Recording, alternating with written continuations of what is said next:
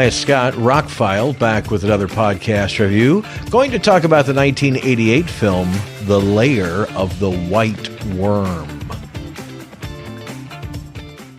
This is a movie that originally came out, I was at the end of my college career, moving into radio. I was really into art house films, gothic things, strange things, long, weird, foreign things. You know, I had really cultivated a love of foreign cinema and weird stuff at the time. And this one really didn't connect with me. Still doesn't connect with me. Recently, Walmart released a Lionsgate Vestron Pictures new steelbook of The Lair of the White Worm. It's the same Blu-ray they released several years ago. It has mediocre picture quality, a decent amount of extras, and it's a time capsule to its time. If you're in the mood for something gothic weird with the occasional blast of blasphemous images, it might be your cup of tea. But I think they were going for a Rocky Horror type feel and didn't quite stick the landing. It had a $2 million budget. It grossed $1.2 million. I won't get into major spoilers, but I do have to talk about some things to talk about the movie. It stars Amanda Donahoe, a very young Hugh Grant, Catherine Oxenberg, Peter Capaldi, Sammy Davis, but not the junior, that female Sammy Davis. Anyway, it's kind of a version of a Bram Stoker novel mixed with the an old English folk tale about a white worm. He kind of blended the two together and did his own thing. If you don't know who Ken Russell is, he is a very artistic director. I understand he was a pretty hard guy to work for at times. He directed The Who's Tommy, the movie. My favorite movie of his is Altered States. I think that's probably the most successful big budget movie he did. A lot of people say this is an accessible movie. I don't know about that. Like I said, I won't get into too many spoilers. If you want to subject yourself to this film and you're a marginal fan of his previous work, it got marginal reviews then. It gets marginal reviews now. But I did find some things I enjoyed about the film. I thought Hugh Grant, he's kind of playing it straight through the whole movie, does a good job. And he's got a pretty good sense of humor when towards the end he kind of joins the cast in what was going on.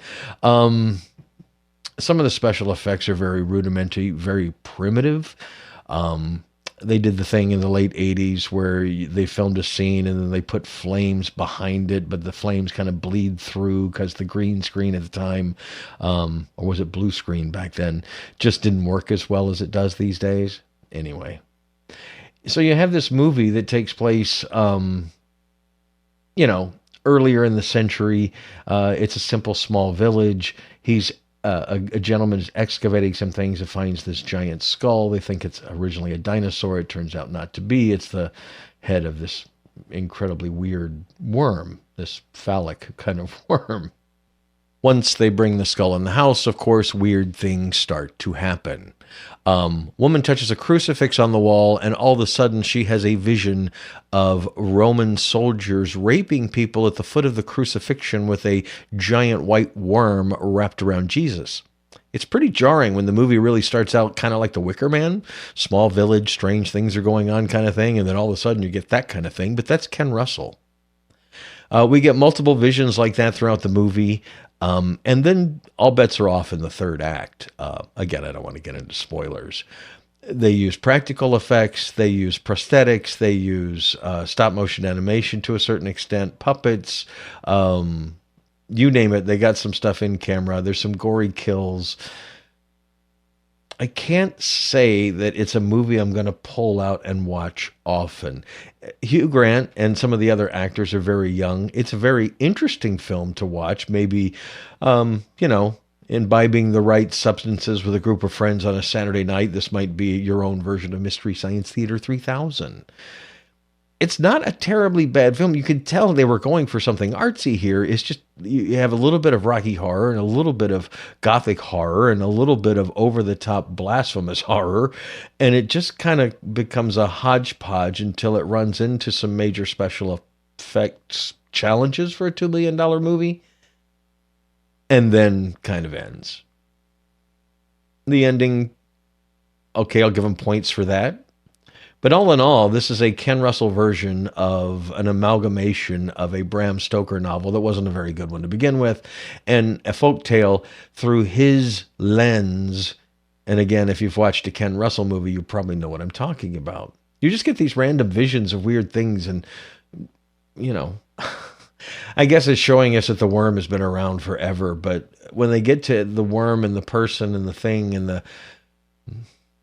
Take it as an oddity from 1988, a gothic, interesting experiment that doesn't fully work. If you're a movie collector and you don't already own it, the Walmart Steelbook is actually quite nice. And like I said, there's a decent amount of extras on here. There's some people that hold this movie in high regard, and they certainly were trying to do something creative when they made it. But